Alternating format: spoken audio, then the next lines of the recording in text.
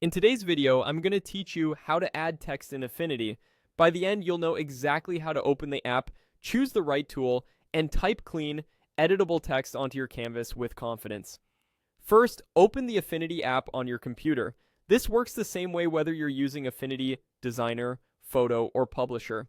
If you're starting from scratch, create a new document at the size you need or open an existing project you want to add text to.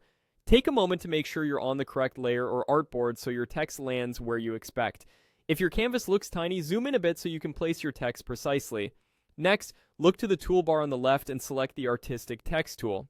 Its icon looks like a capital A.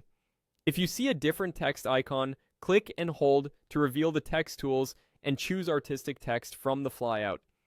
Artistic Text is ideal for headlines, labels, logos, and short phrases because it gives you direct, flexible control over size and style without creating a paragraph box. With the Artistic Text tool active, click once on the canvas and start typing. You'll see a blinking cursor and a live text layer appear in your Layers panel.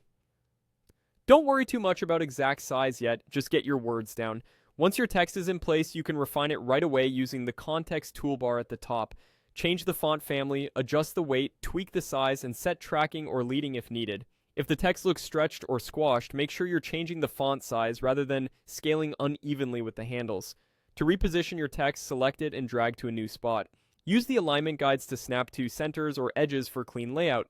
To resize visually, drag a corner handle while holding Shift to keep proportions.